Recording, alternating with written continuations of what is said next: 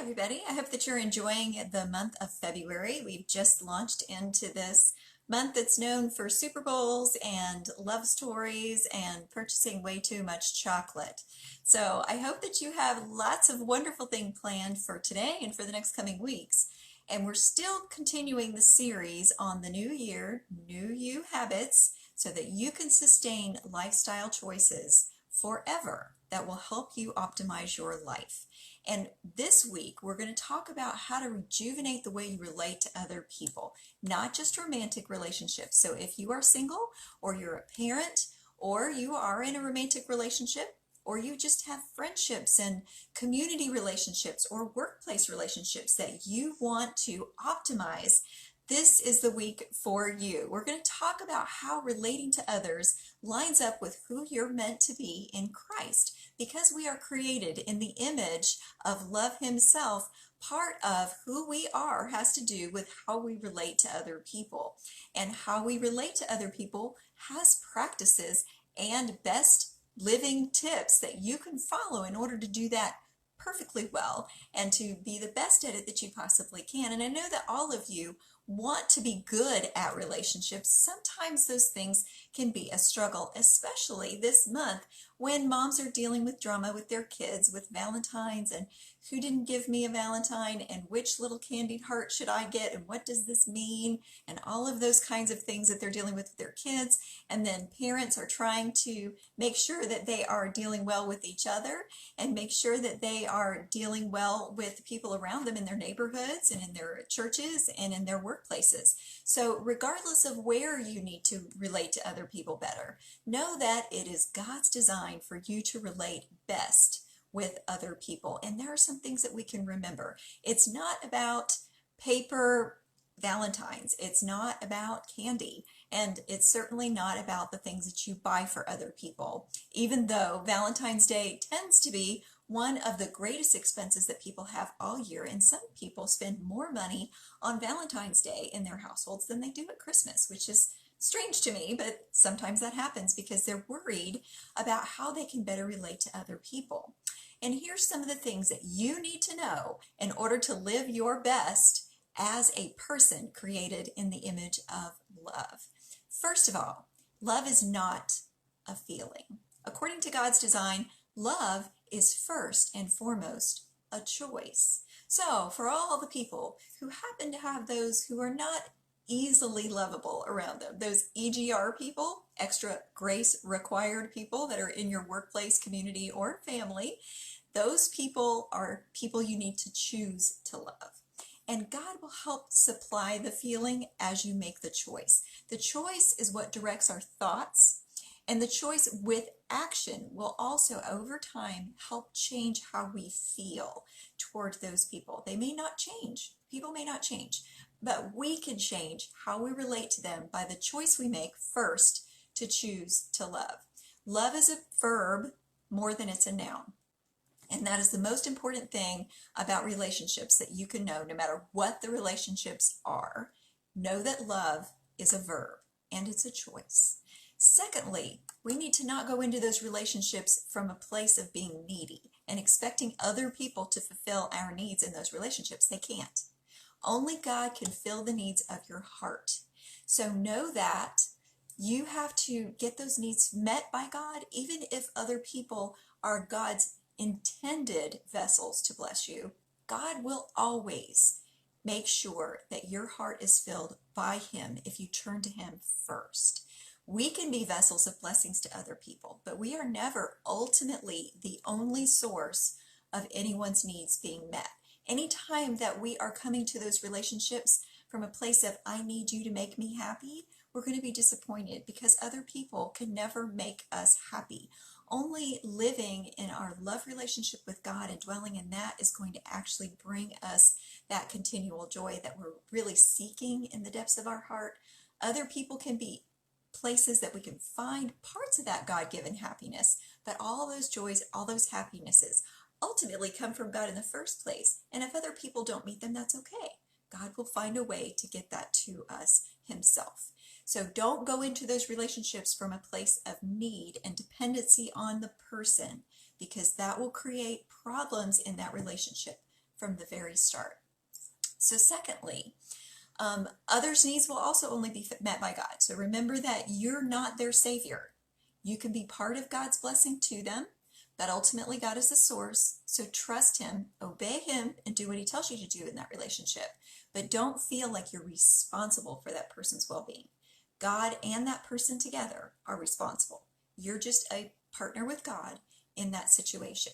So I would also say the next thing is, and this goes with those two things, learn to maintain healthy boundaries. If you've never read the Boundaries books by Henry Cloud and John Townsend, I highly recommend to read those regarding whatever relationship you're looking to maintain healthy boundaries in. What it basically means, healthy boundaries is knowing where I stop and that other person begins. Knowing how to determine what is my responsibility. I am responsible for my words, thoughts, feelings, and actions, and I'm responsible to God for those things. I'm responsible in my relationship to God for obeying him and how I relate to other people.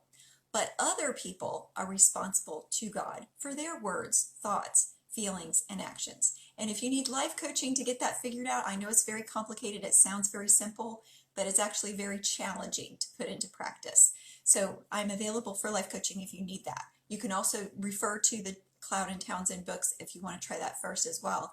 Those are good resources to depend on for that. But it basically looks like this. God is the source.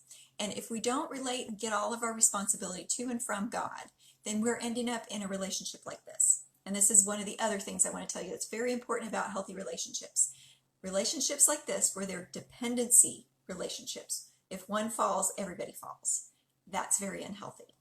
You should not also be like this, where you're completely disconnected from the other people and so independent that you don't connect with each other.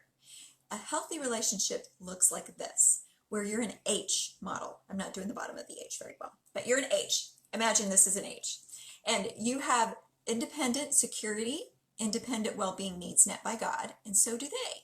But you're connected with each other, and you enjoy giving and receiving and blessing one another without depending on each other for being the source of those needs being met. Does that make sense? So if one person's not doing bad, the other person can provide for that a little bit, but ultimately that is God's job. So understanding that model of relationships is also really, really important. The next thing is very, very key. It also sounds very simple, but it may take some working on to remember how to do it and put that habit into practice. And it's listen, then listen, and then listen. Listen, listen, listen. Listen long. When you are in a relationship with other people, make sure that they feel heard. That is one of the most important things that you can do in any relationship, is making sure that they feel heard before you speak. And you may never have to speak. When someone is needing to be heard, they may not want your advice. They may sound like they want your advice, but you need to ask them before you give advice. Make sure that they feel heard through reflective listening. Make sure that you tell them you're validating how they feel and that you understand that they're feeling angry, sad, upset, frustrated, disappointed, whatever it is coming through. Identify the feeling, not just what the facts are in the story they're telling you. That sounds very frustrating. And then the person will feel heard. They'll feel their heart is heard. Listen for the person's heart and reflect back that you've heard their heart in that situation. And then you can say, is there anything that I can do to help you in this situation, to support you? Would you like me to make you some chocolate chip cookies? That may be the small little thing that you do to tell them they're heard without giving them advice. Would you like me to tell you anything to help you kind of work through this and figure this out? Is there anything you'd like me to say? And they may say, no, I just want you to listen. And that will help you not say something that's trite or give them advice when they're not ready to receive it. So that's very important, especially when someone's upset or grieving. Oftentimes they really, really don't need advice. And it's very unwelcome, and it can harm your relationship if you try to give advice. You don't need to give advice to make that person feel better. A good relationship, a good way of loving someone, is being with them when they're hurting and telling it's okay that they're hurting and you're with them in that pain. You're not going to try to hurry them out of it, to dismiss their pain, or say that they must feel better as soon as possible because you want to feel better. Just sit with them in their pain and tell them you love them and you're sorry they're hurting. That's sometimes the very best way you can be supportive in a relationship. Communicate after they feel heard. Even if you're in an argument, maybe especially if you're in an argument, after that person feels heard, then you could say, do you feel like I've heard what you said? After you validated their feelings and you said, it sounds like you're angry. I can understand why that would make you angry. Do you feel like I'm hearing what you're saying? Is it okay if I tell you my point of view? And if they're ready, they'll say, yeah. And you can say, with all the love in your heart, when you're communicating, especially in a place that's an argument or a disagreement, make sure you wait first so that no one's upset anymore. Because here's what happens to your brain when you're angry. Worst time to talk something through is when you're angry. Never try to solve an argument when you're angry. Wait until your heart rate goes down to a resting heart rate. Because when your heart rate is elevated, the front part of your brain, where all the smart things come, where all the logic and all the wisdom and all the caring about other people is located, that shuts completely off. And you go back and the only part of your brain that's functioning is the primitive, I must survive and kill everyone around me part of your brain. Very bad for relationships to operate out of what we call the caveman brain. It does not make for good resolution of disagreements. So wait till you've calmed down. Wait till you've prayed through it. And sometimes prayer is the best way. Usually prayer is the best way to work through what you're thinking and feeling and decide what you really need to bring into that relationship and discuss before you speak to the other person. Because God can direct your heart and say, this is actually about you, or this is not about you. This is about something going on with them, but you need to be respectful and respond to them out of a place of love when you do this. And God will help you guide that conversation of resolution if you pray before you go talk to that person. So do that first, calm down first, and then use the sandwich method. Talk to them as if you respect them. Choose to respect them, act out of respect. You choose first and you act, and then you think whether you feel like it or not. That's how the best activity responses always follow that pattern. So go to them and say, I believe this, this, and this is good about you, and I respect that about you. And here's what I think we need to do together. And this is what I'm feeling, and this is what I feel like I need to have happen in this situation. How can we work together to resolve this? Because I think it's in your best interest to do this, my best interest to do this, and I also believe that you can do this very well. And I believe in you, and I want what's best for you. So say good things about the person at the beginning and at the end and all the way through. Don't attack, don't threaten, don't be defensive, don't put the other person down, and don't point your finger at the person when you're talking. Just use the sandwich method and try to resolve it for the sake of the benefit of your relationship and for both people in it. Until you can do that, you shouldn't even discuss it. It should be left in the place of prayer until then. And instead of letting the sun go down on your anger, I know it says not to let the sun go down on your anger. You can pray through your anger, but that doesn't mean you have to have that discussion before the sun goes down, just so that you know what that really means. You can let go of your anger and resentment. And that's another thing that is important in relationships. Forgiveness is very, very important and very hard, oftentimes, depending on what happens. But remember that forgiveness is not justification, and it isn't reconciliation. Some relationships will reconcile and some will not. But forgiveness is about setting your own heart free, not about setting the other person off of a hook.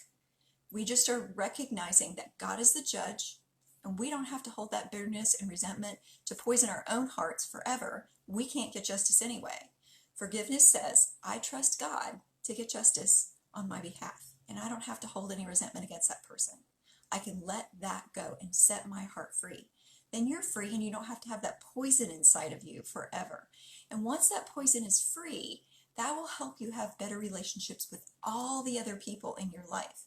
Your unforgiveness towards someone else is going to impact your relationship with your children, your spouse, your family, and your community. So it's very important that you work through that. And it is not a simple, quick process. It takes time. There are steps to go through when you go through that, but it's worth making that choice. Just like love is a choice, forgiveness before anything else is a choice. And it's impossible to do it on your own strength. Ask God to help you forgive. It took me several years to forgive a particular person that had done something to me, but God helped me forgive. Over that time, God helped me forgive. And he will help you too, because anytime we seek God's help, he shows up. So don't believe that you can ask him for something and he's going to leave you hanging. He'll be there for you. He'll walk you through that process.